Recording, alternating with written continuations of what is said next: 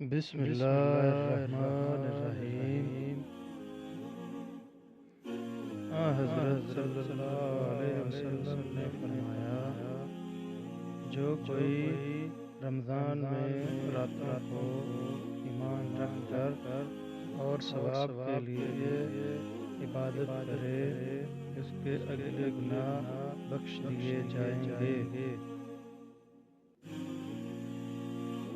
حضرت صلی اللہ علیہ وسلم نے فرمایا، جس نے رمضان کے روزے ایمان اور خالص نیت کے ساتھ رکھے، اس کے پچھلے گناہ بخش دیے جائیں گے۔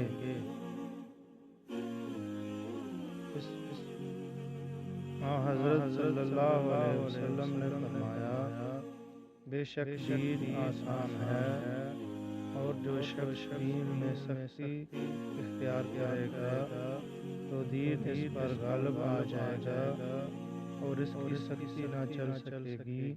بس اس لیے اپنے عمل میں بھی اختیار کرو اور جہاں تک ممکن ہو میانہ روی برتو اور خوش ہو جاؤ کہ اس طرز عمل سے تم کو دارین کے فوائد حاصل ہوں گے، اور صبح اور دوپہر اور شام اور کسی قدر رات میں عبادت سے مدد حاصل کرو۔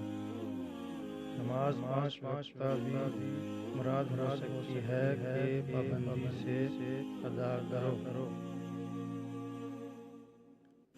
رسول اللہ صلی اللہ علیہ وسلم جب مدینہ شریف تشریف لائے تو پہلے اپنی نونہال میں اترے جو انصار تھے، اور وہاں آپ نے 16 یا 17 ماہ بیت المقدس کی طرف منہ کر کے نماز پڑھی، اور آپ کی خواہش تھی کہ آپ کا قبلہ بیت اللہ کی طرف ہو جائے۔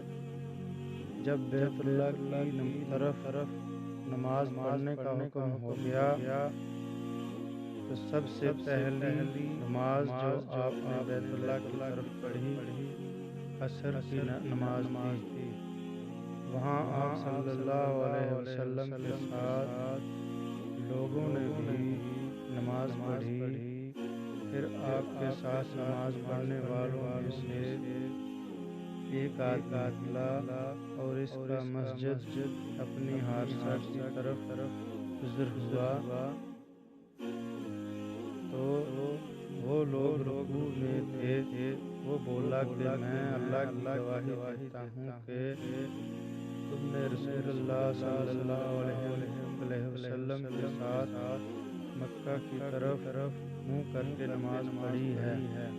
یہ سن کر وہ لوگ اسی حالت میں بیت اللہ کی طرف منہ گئے، اور جب رسول اللہ صلی اللہ علیہ وسلم بیت المقدس کی طرف منہ کر کے نماز پڑھا کرتے تھے، یہود اور عیسائی خوش ہوتے تھے، مگر جب آپ صلی اللہ علیہ وسلم نے بیت اللہ کی طرف منہ پھیر لیا تو انہیں یہ امر ناگوار گزرا۔